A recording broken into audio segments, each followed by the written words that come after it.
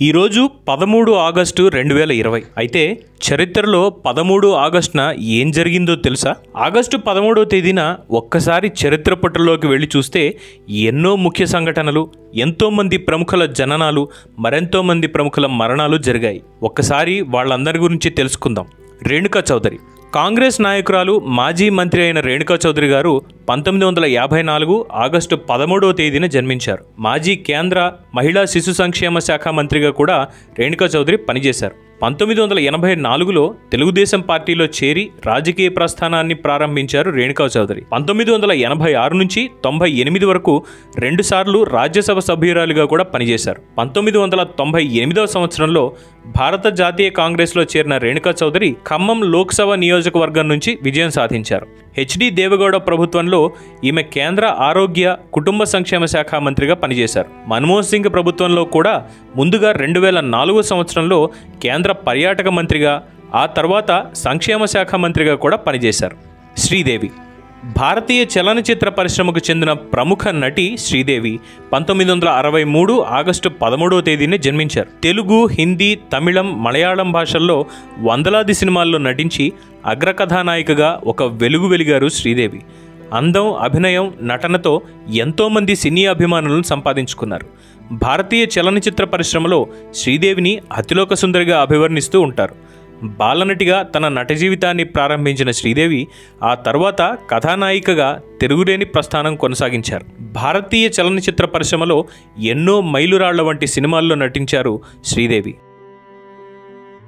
షోయబ్ అఖ్తర్ పాకిస్తాన్కు చెందిన ప్రముఖ క్రికెట్ క్రీడాకారుడు. ఫాస్ట్ బౌలింగ్లో ప్రపంచ ప్రసిద్ధి చెందిన ఆటగాడు అయిన షోయబ్ అఖ్తర్ 1975 ఆగస్టు 13వ తేదీన జన్మించారు.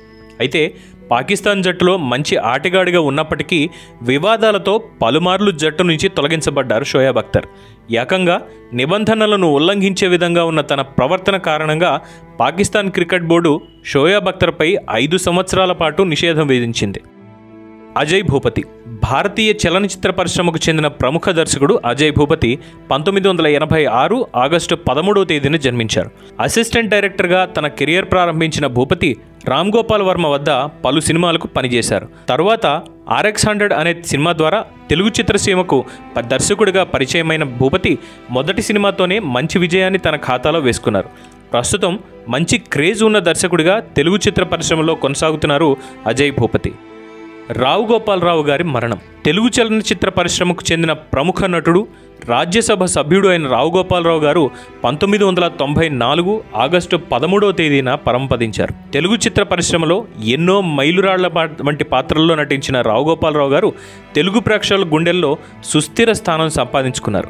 తెలుగు చిత్ర పరిశ్రమలో విలనిజానికి కొత్తదనాన్ని తీసుకొచ్చిన వ్యక్తిగా రావు గోపాలరావు గారు పేరు పొందారు. ఆయన డైలాగ్ డెలివరీ, ఆయన బాడీ లాంగ్వేజ్ అన్నీ తెలుగు ప్రేక్షకులను కట్టిపడేసేవి. స్టార్ హీరోల విషయంలో సినిమాలలో విలన్ పాత్రలకు కేర్ ఆఫ్ అడ్రస్గా ఉండేవారు రావు గోపాలరావు గారు. ముఖ్యంగా ముత్యాల ముగ్గు సినిమాలో ఆయన చూపించిన విలనిజం ఇప్పటికీ ప్రేక్షకుల నుంచి ప్రశంసలు పొందుతూనే ఉంది. ఇప్పటికీ ఆ డైలాగ్ వింటుంటే రావు గోపాలరావు గారు కళ్ళ ముందే నిలుస్తారు. మడిసన్నాక కూసంత కళాపోసన ఉండాలోయ్, లేదంటే మడిసికి గుడ్డుకి పెద్ద తేడా ఏముంది? ఏమయ్యా సెక్రటరీ, ఆకాశంలో మర్డర్ జరిగినట్లేదు, సూర్యుడు ఎంత ఎర్రగా ఉన్నాడో.